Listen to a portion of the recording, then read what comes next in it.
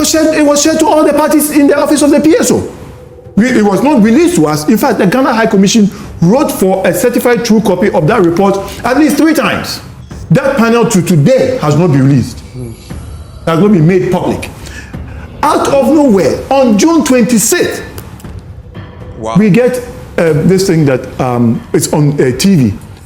The South African Ogunmuyiwa and Polo Dili being paraded by Nigeria police that they have concluded the investigation and have charged Sir Sam Jonah, myself, Mr. Kweku, and the company secretary with 26 counts of fraud. My God! And that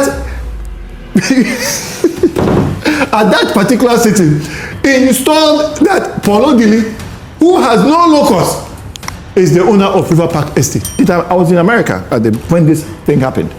And then I quickly got on a plane, came to Ghana, left with officials of the Ghana government, and then met the IGP on July 2nd.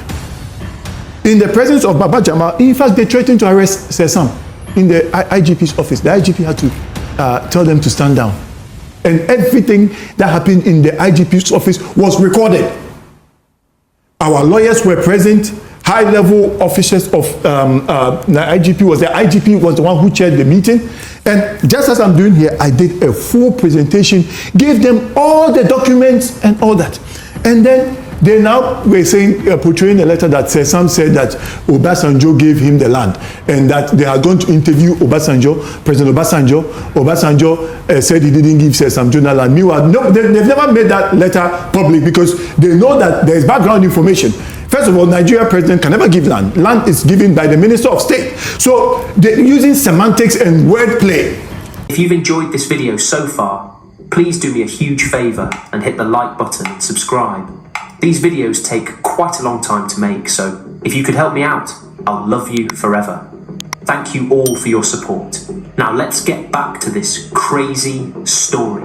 Now, this is the penultimate number and it's number 2. At number 2, I present to you Kweku Afrique. Wow! This guy has a thunderous voice. Like when he speaks, you wanna listen. I've been able to watch a couple of his videos and I sincerely will tell you that he makes great impression in whatever content he's going to present. Thank you so much, Mr. Kweku. Keep up the good work. Is the dream of united African economy dying in Abuja courtroom? Because right now, a massive diplomatic firestorm is erupting between 2 of Africa's giants, Nigeria and Ghana. Ghana has taken the unprecedented step of petitioning ECOWAS against Nigeria, alleging a systematic campaign of harassment and legal sabotage against a top business mogul. At the center of all of this is Sir Sam Jonah, a multi-million-dollar real estate empire that Nigerian authorities are trying to dismantle. And so, if Africa's most powerful billionaires aren't safe from state interference, then what does this mean for the future of free trade? Today in this video, we go into Sam Jonah's petition to Ghana's High Commission and Ghana taking Nigeria to ECOWAS court. If today's your first time, don't forget to like, comment, subscribe, and share the video. Now, let's get into the story.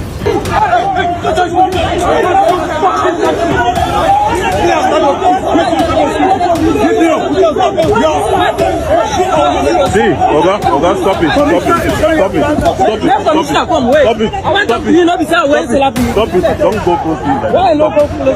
Stop it. You are a script man. Respect yourself.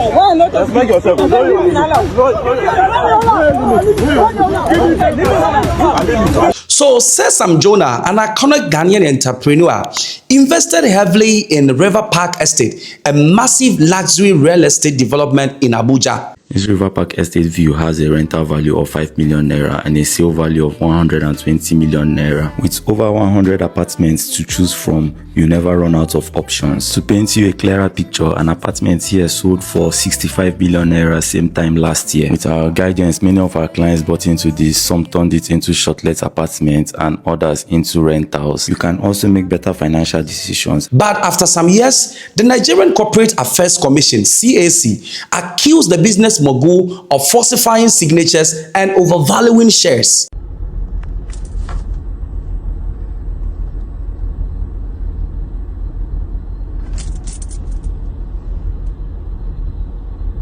That's how they broke the fence.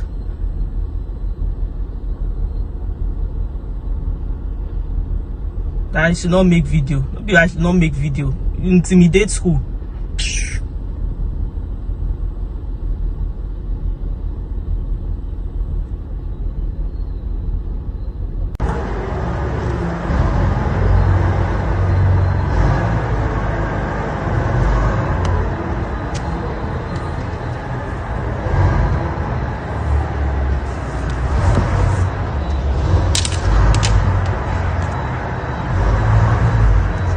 So they try, possibly to resolve the issue. They've had series of meetings.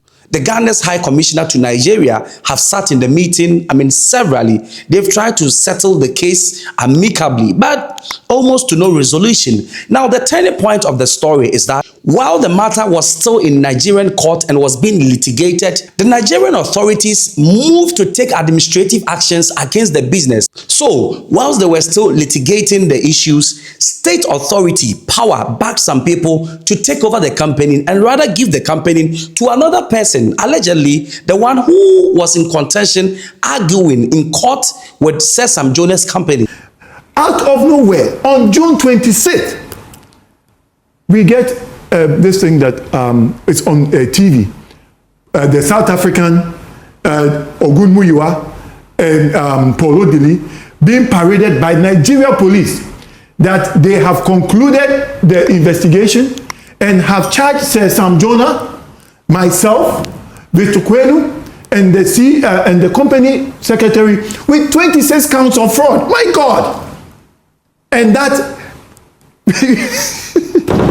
at that particular sitting installed that Polo Dili, who has no locus, is the owner of River Park Estate. So, most of the times, some of these issues are supposed to be handled by lawyers. And so that was what was happening in the Nigerian court. But because the Nigerian state decided to step in, also had no option than to report and write an official petition to the Ghana High Commission to meet him so that they can have the issue at that bilateral level. So a petition was written by Sesam Jonah's office to the Ghana's High Commission, and the Minister for Foreign Affairs, Okudzeto Ablakwa, and all the entourage led the issue and conducted an investigation. So after their investigation, Ghana's Ministry of Foreign Affairs concluded that this wasn't just an isolated case. In fact, there were a lot of several cases like this that the Nigerian state have taken over Ghanaian businesses in Nigeria. And so they saw this as a systematic pattern of harassment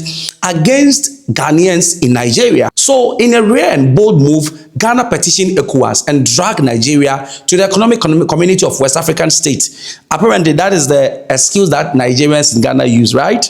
Anytime Ghanaians strike against Nigeria, you hear Nigerians talking about ECOWAS, ECOWAS court, ECOWAS. So now Ghana has also taken Nigeria to ECOWAS court. So now the case is in ECOWAS court, and in the coming years, or in the coming days, we will see what is going to pan out. But, Sam Jonah is not the only person, suffering from this, because Nigeria's billionaire Aliko Dangote also complained and recently accused Nigerian regulators of sabotaging his refinery. So my question is that if a Ghanaian billionaire, Sam Jonah, and a Nigerian billionaire, Dangote, are both complaining about the same thing, now it means that this exposes the crisis of governance and regulatory overreach in Africa's largest economy, Nigeria and Ghana. So, this is not the first time this is happening.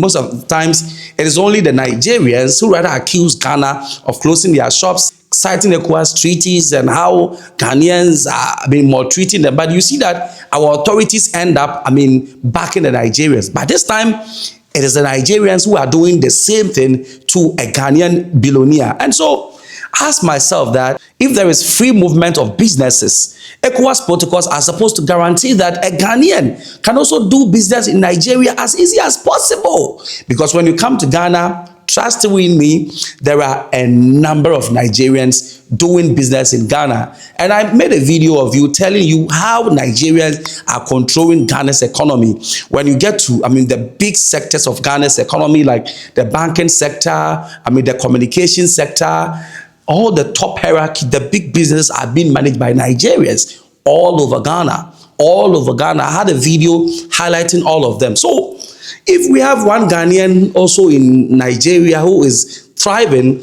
in their, real estate business, can the state for once also, stand and protect that Ghanaian that, hey, we won't allow that, because recently we are having an issue with Ghana, Nigeria, and the Ghana government, John Dramani Mahama, consistently has backed Nigerians. So we won't allow this happen. But instead, the state didn't even allow the court to even, adjudge the case. But the state rather took over. Whilst the case is still in Nigerian court and it is being adjudicated in court, they didn't wait for the court's ruling. But the state decided to take over and give the properties to a Nigerian who is in dispute with some Jonah. Where does this happen? But here is a threat. So if two biggest economies in West Africa, Ghana and Nigeria, are at odds against investor protection, then what happens to the African Continental Free Trade Area? It only becomes a paper tiger. And the worst of it is that some analysts argue that these moves feel xenophobic, because what is happening in Nigeria is carefully being designed to push away foreign African investors out to protect their local political interests. That is what some people are arguing that is happening in Nigeria. Now, let me be very clear that this issue did not start today. It started long ago. Even before I started hearing of this Ghana, Nigeria, Ghana must go, Nigeria must go. So don't tell me that what is happening there is as a result of what happened in Ghana. No, it happened years ago. And so it baffles me that the Nigerian economy cannot protect some of these Ghanaian, industries or business moguls who are bringing investment to Nigeria. And now let me tell you something. We are not talking about small traders. So what is happening? Some Jonah properties, anybody who is in Nigeria know that it is one of the luxury apartments in Nigeria. To sleep there, you should be very rich. To own an apartment there, you should be so rich.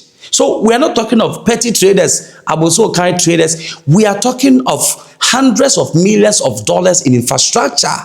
That is what we are talking about. And it baffles me that the Nigerian court failed to protect the project before regulators even stepped in. And this suggests breakdown in the rule of law in Nigeria, right? Am I wrong to say that, to assume that? How can a case which is in court be taken over by Nigerian authorities? That can happen in Ghana. And so Ghana had no option than to, push the case to ECOWAS court and then see what ECOWAS court also brings on board. But this again sent a very strong signal to Ghanaians, Africans in the diaspora, and also investors who want to invest in Ghana, in Nigeria, and in Africa as a whole, that if Africa's most successful businessmen, billionaires, are not safe from state capture, then who is safe? That is a bigger question. Who is safe in Nigeria? Who is safe in Ghana? Who is safe in Africa? Now, I'll conclude my video by saying that the dispute between Sam Jonah and the Nigerian authorities isn't just a legal battle. It's a litmus test for the future of the African Continental Free Trade. And the question that if our biggest economies can protect each other's investment, then the dream of a borderless Africa will just remain a dream.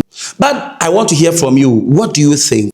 Do you think this is a case of an unnecessary regulation by Nigeria? Or you think this is a targeted harassment of African capital? And more importantly, does ECOWAS still have the teeth to solve such a crisis that big? Don't forget to leave your comment in the comment section. Let me hear from you. Let me know what you think. It's a wrap for today.